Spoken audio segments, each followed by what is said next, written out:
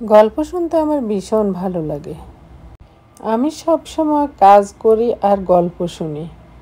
তাই ভাবলাম আমার এই চ্যানেলটাতে মাঝে মাঝে আপনাদের জন্য আমি গল্প আপলোড দিব। গল্প হলেও কিন্তু সত্যি। আজকের ঘটনাটা একটা সত্য ঘটনা অবলম্বনে কিন্তু আমি আপনাদের সাথে শেয়ার করছি। আমি নিজ হাতে আমার বোনের সংসার নষ্ট করেছি, আর এর দায় আমাকে বয়ে বেড়াতে হচ্ছে মৃত্যুর আগ পর্যন্ত। আমার দুইটা সন্তান, তাও পঙ্গু। মানুষে বলে এখনও নাকি এটা আমার পাপের ফল। বোনের জামাইকে বিয়ে করার পর ভালো করে 5টা বছরও সংসার করতে পারিনি। আলসার কিডনি ড্যামেজ হয়ে বিয়ের 6 বছর পরেই আমার স্বামী মারা যায়। সুখের আশায় বোনের ঘর ভেঙেছি, কিন্তু সুখ আমাকে ধরা দিল না। চলুন ঘুরে আজ থেকে 20 বছর আগে। আমরা 3 বোন। অভাবের সংসার ছিল। বাবা ছোটবেলায় মারা যায়। তারপর কোনো রকমে আমরা বড় হই। আমি ছিলাম সবার ছোট। আমার বড় আপার বিয়ে হয় প্রণয় করে, তাও এক শহরের ছেলের সাথে। খুব ভালো ঘরে বিয়ে হয়, কোনো কিছুর অভাব ছিল না। আপার বিয়ে হওয়ার পর থেকে আমাদের স্বভাব অনটন কেটে যায়। আপা আমাদের খুব সাহায্য করত। দুলাভাইও আমাদের খুব সাহায্য করত। যেখানে আমরা বছরের পর বছর ভালো জামা কাপড় পেতাম না, ঠিকমতো ভাত খেতে পেতাম না, সে আমরাই মাসে 2টা করে নতুন জামা নিতাম। বড় আপা বাসায় একা থাকতো, তো আমি আর মেজ বোন গিয়ে গিয়ে থাকতাম। মেজ বোন বেশি থাকতো না, আমি বেশি থাকতাম বড় আপার কাছে। আমার আপার বিয়ে 2 বছর পার হয়ে যাচ্ছিল, কিন্তু কোনো বাচ্চা হচ্ছিল না। এটা নিয়ে আমরা আম্মা আর মেজ আপা চিন্তা করলেও আমি কখনো চিন্তা করতাম না। বড় আপার সুখের অভাব ছিল না। দুলাভাই আপাকে যা চাইতো তাই দিত। আমার বয়স তখন 17 বছর, আর মেজ আপার 19 বছর। বড় আপা তখন নিজের গহনা বিক্রি করে মেজ আপার বিয়ে দেয় এক প্রবাসী ছেলের কাছে। তো মেজ আপার বাসায় আমি তেমন যেতাম না, বড় আপার কাছেই থাকতাম। বড় আপার সব কাজই আমি করতাম, কিন্তু তখন অবচেতন মন শুধু বড় আপার জায়গায় নিজেকে আবিষ্কার করতাম। মাঝে মাঝে ভাবতাম, ইস, দুলাভাই যদি আমার বর হতো তাহলে খুব ভালো হতো। দুলাভাইকে কেন যেন আমার খুব ভালো লাগতো। দুলাভাইকে আমার ভালোবাসা বোঝানোর জন্য ব্যাকুল হয়ে উঠি আমি। দুলাভাইকে ভালোবাসার আকুলতা দিন দিন বাড়তে থাকে। তাকে অনেক বেশি কেয়ার করা শুরু করলাম, আপুর চেয়ে অনেক বেশি। এমনকি সে বাথরুমে ঢুকলে তার গায়ে পিঠে সাবান মেখে দিতাম। অনেক সময় আপু দুলাভাই রোমান্স করলে আমি লুকিয়ে লুকিয়ে দেখতাম। মাঝে মাঝে ঘুমিয়ে গেলে দুলাভাইকে চুমু দিতাম। একদিন আপু বাচ্চা হওয়ার জন্য স্বপ্নের ওষুধ খেতে আমাদের গ্রামে যায়। সকালে যায়, বিকেলে চলে আসবে। দুলাভাই সাধারণত একটু দেরি করে ঘুম থেকে ওঠে, 11টা কিংবা 12টার দিকে ওঠে। তো দুলাভাই যখন ঘুমাচ্ছিল আমি গিয়ে দুলাভাইকে চুমু দিই, তো দুলাভাই আমাকে জড়িয়ে ধরে। চোখ বন্ধ অবস্থাতে দুলাভাই আমাকে আপু মনে করে ওনার ঠোঁট জোড়া দিয়ে আমার ঠোঁটগুলো আবদ্ধ করে নেয়। আমি ও করতে দুলাভাই চোখ খুলে আমাকে দেখে জোরে ধাক্কা দিয়ে বলে, তুমি এখানে? আমি কিছু না বলে রুম থেকে অন্য রুমে এসে পড়ি। কতক্ষণ দুলাভাই আমাকে নাস্তা দিতে বলল, তো আমি তাকে নাস্তা দিই। তখন সে আমাকে বলে, কাজটা কি ঠিক হয়েছে? ভাইয়া, আমি আপনাকে ভালোবেসে ফেলেছি। দুলাভাই, পাগল তুমি? ভাইয়া, ভালোবেসে ফেলেছি আপনাকে, এত কিছু বুঝি না আমি।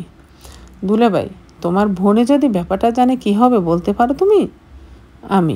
যা হওয়ার হোক, আমি কি করব বলুন? ভালোবেসে ফেলেছি তো। দুলাভাই, সত্যি কি তাই? দুলাভাই, আমার জন্য কি করতে পারবে?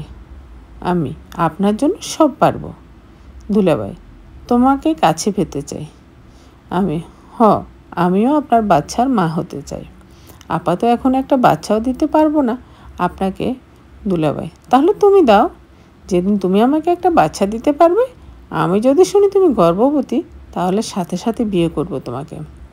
আমি, আপনাকে পাওয়ার জন্য সব করতে পারি আমি। দুলাভাই, কাছে এসো তাহলে। এ বলে সে আমাকে জড়িয়ে ধরল, আমার ঠোঁট জোড়া তার মধ্যে আবদ্ধ করলো। আমাকে নিয়ে গেল অতল গভীর সমুদ্রে, যেখানে শুধু আমরা দুজনার শ্বাস প্রশ্বাসের গরম বাতাস একজনেরটা আরেকজন পাচ্ছিলাম। আমার জীবনে তিনি প্রথম পুরুষ হওয়ায় আমি খুব ব্যথা পাচ্ছিলাম, কিন্তু এগুলো উপেক্ষা করেও আমি তাকে কাছে পাওয়ার আনন্দে বিভোর। আর মনে মনে স্বপ্ন বুনছিলাম, এ সংসার আর কিছুদিন পর আমার হবে। আমার পরিবার যদি আমাকে বিয়ে দেয়, কিন্তু দুলাভাই এর মতো এত বড়লোক ছেলের কাছে দিতে পারবে না। রাতে আপা আসলো। আপাকে জিজ্ঞেস করছি, আপা ওষুধ খেয়েছ? আপা, হরে খেয়েছি। দোয়া করিস আল্লাহ যেন আমাকে এবার একটা বাচ্চা দান করে। আমি মনে মনে বললাম, আল্লাহ যেন কখনো তোমাকে বাচ্চা দান না করে। জীবন দোয়া তো সবসময় করি। আপা, তোর দুলাভাই কই, খেয়েছে? আমি, বাইরে গেছে। আপা, খেয়েছে। আপা, খুব ক্লান্ত রে আমি, আজকে ভাত খেয়ে ঘুমাবো। কয়টা ভাত বেড়ে দে, তোর দুলাভাই আসলে দরজা খুলে ভাত বেড়ে দিস। আমি বললাম, আচ্ছা। আপাকে ভাত বেড়ে দিলাম। আপা ভাত খেয়ে ঘুমাতে গেল। রাত 10টার দিকে দুলাভাই আসলো। ভাইয়াকে বললাম ভাত দে, তিনি বললেন দাও। আমি ভাত দিলাম। তিনি ভাত খাচ্ছেন আর আমি তার পাশে বসে আছি। তাকে বললাম, আমাকে কয়েক লোকমা খাইয়ে দিন। সে প্রথম রাজি হলো না, কিন্তু তারপরেও দিল। আমি তাকে বললাম, আমাকে কিছু টাকা দিন, জামা কিনবো, জামা নেই। দুলাভাই, তাহলে আজ রাতে দরজা খোলা রেখো। আমি বললাম, আচ্ছা। তিনি আমাকে 2000 টাকা দিলেন। রাতে আমি দরজা খোলা রাখলাম। গভীর রাতে তিনি আমার রুমে আসলেন, কিন্তু আমার পিরিয়ড হয়ে যাওয়াতে তার সাথে আর কিছু হলো না। পিরিয়ড হলে সাধারণত ফ্যাডের কথা আপাকে বলি। আপা দুলাভাইকে দিয়ে আনায়, কিন্তু পরের দিন দুলাভাইকে বের হওয়ার সময় বললাম, আসার সময় আমার জন্য ফ্যাড নিয়ে আসবেন। তিনি রাতে ঘরে ফেরার সময় 2 প্যাকেট ফ্যাড আনলেন।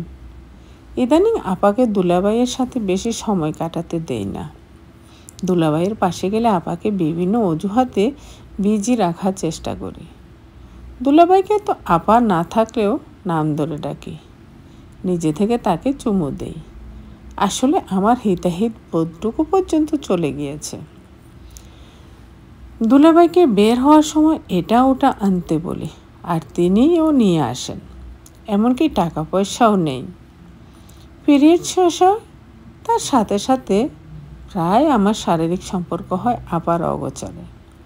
তার সাথে আপার প্রায় সময়ে খুঁটিনাটি বিষয় নিয়ে ঝগড়া বাঁধিয়ে দিই, যা আপা বিন্দু মাত্র বুঝতে পারে না কাজটা আমি করি। দুলাভাই যখন রাতে চুপি চুপি আমার কাছে আসে, তখন দুলাভাইকে বলি, আপা তো সারাদিন কোনো কাজই করে না, সারাদিন শুয়ে থাকে, আর আপনার পরিবারের নামে আমার কাছে বদনামি করেন।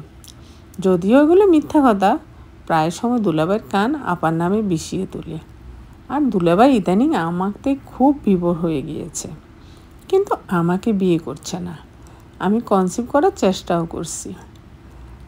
একবার দুলাভাইয়ের সাথে আপার ঝগড়া হলে আপা রাগ করে আমার এক খালার বাসায় চলে যায়। আমাকে যেতে বলে, আমি অসুস্থতার অজুহাত দিয়ে যাই না। তখন আমার আর দুলাভাইয়ের সময়টা খুব ভালো কেটেছে। আপার রুমেই থাকতাম আমি। আপার যত রকম শাড়ি আছে সব পরতাম, রাতেও একসাথে ঘুমাতাম। দুলাভাই তো আমাকে সারা রাত ঘুমাতে দিত না, শুধু জ্বালাতন করতো। মনে মনে চাইতাম আপার কোনো দিন না আসুক, কিন্তু বিধিবাম 5 দিন পর আবার চলে আসে। আমার সুখটাও শেষ। আপা আসার পর আমাকে কান্না করে আদর করতে লাগলেন। তো দুলাভাই অনেক বেশি বদলে গেছে, আগে এমন ছিল না। কি হয়েছে বুঝতেছি না। আমি বললাম, কি জানি, আমিও তো কিছু বুঝতেছি না। অতঃপর আপার সাথে সংসারের কাজকর্মে লেগে পড়লাম। আপা প্রায় সময় বলতো, যদি একটা বাচ্চা হতো তাহলে হয়তো সব ঠিক হয়ে যেত। রাতে দুলাভাই ঘরে আসলে আপা দুলাভাইকে জড়িয়ে ধরে কান্না করে দেয়। তুমি কেন এমন করছো? আগে তো এমন ছিলে না। কি হয়েছে তোমার? আমার কোথায় দোষ একটু বলো তো? দুলাভাই বলল, ছাড়ো তো, এত ঢং ভাল লাগছে না। দুলাভাই রুমে চলে যায়। আপাও দুলাভাইয়ের পিছন পেছন যায়। আমি তাদের রুমের বাইরে কাজের অজুহাতে তাদের কথা আড়ি পেতে শুনছিলাম। আপা বলল, আগে আমাকে বুকে জড়িয়ে রাখতে, রাতে আমাকে জড়িয়ে ধরে না ঘুমালে নাকি তোমার ঘুম আসতো না, সেই তুমি এখন আমাকে একটুও জড়িয়ে কেন ধরো না? দুলাভাই বলল, এতদিনে একটা বাচ্চাও তো দিতে পারোনি, ভালো লাগে না তোমাকে? অতঃপর দুলাভাই আমাকে ডেকে ভাত দিতে বলল। আমি টেবিলে ভাত বেড়ে দিলাম দুলাভাইকে।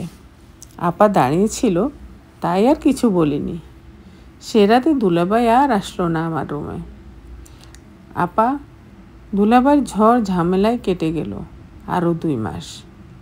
2 মাস পর জানতে পারি আমি প্রেগনেন্ট। সাথে সাথে শিমুল মানে আমার দুলাভাইকে জানায়। তিনি আমাকে বাসা থেকে আপার কাছে মিথ্যা অজুহাত দিয়ে বের করে ডাক্তার কাছে নিয়ে গেলেন।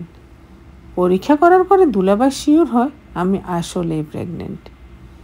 এবার দুলাভাইকে আমি প্রেশার দিলাম বিয়ে করার জন্য। তিনি ভয় পাচ্ছিলেন আমাকে বিয়ে করতে, কিন্তু তারপরেও সেদিন কাজী অফিসে গিয়ে তার সাথে আমার 70,000 টাকা দেনমোহরে বিয়ে হয়। আমাকে একটা সোনার নাকফুল, একজোড়া কানের দুল আর একটা চেন কিনে দেয়। বিয়েতে তার কতগুলো ছোটো ভাই সাক্ষী হিসাবে ছিলেন। ও, আমি শাড়ি পরেছিলাম, কারণ বিয়েটা তো আমার প্রথম ছিল। বাসায় আসার পর প্রথমে দুলাভাইয়ের ঘরে ঢুকে আপা রান্নাঘরে কাজ করছিল। দুলাভাইকে দেখে আপা বলল, এত দেরি হলো, হাত মুখ ধুয়ে নাও তোমরা, আমি ভাত দিচ্ছি। দুলাভাইয়ের পেছনে আমি ঢুকলাম। আপা আমাকে দেখে বলল, ও কী রে, শাড়ি পরেছিস, কাহিনী কি? দুলাভাই তখন আপাকে বললেও আমরা বিয়ে করেছি। আপা বলল, কি বলছো তুমি? দুলাভাই, আমি ওকে বিয়ে করেছি, ও গর্ভবতী, আমার সন্তানের মা। আপা বলল, মানে কি? এই তুই বল, কি হয়েছে? আমি মাথা নিচু করে দাঁড়িয়ে আছি। দুলাভাই বলল, তোমরা 2 বোনে মিলেমিশে থাকো সংসারে, তুমি তো আর বাচ্চা দিতে পারছো না। আপা বলল, ছি ছি, তুমি এত জঘন্য, শেষে কিনা আমার বোনকে। আরে তোমাকে কি বলেছি, তুমি তো পরের ছেলে, আর আমার নিজের আপন বোন আমার সংসারে আগুন জ্বালালো। আমি এতদিন যাকে বিশ্বাস করেছি, আমার নিজের আপন বোন, যাকে নিজে না পড়ে তাকে পড়িয়েছি, খাইয়েছি, দিনের পর দিন রেখেছি, সেই বোন আমার বুকে চুরি মারতে একটু হাত কাঁপলো না? হ্যাঁ রে, তোদের কতদিনের সম্পর্ক? দুলাভাই বলল, তোমার জেনে লাভ নাই, পথ ছাড়ো। দুলাভাই নিজের রুমে চলে গেলেন, আর আমিও নিজের রুমে চলে আসলাম।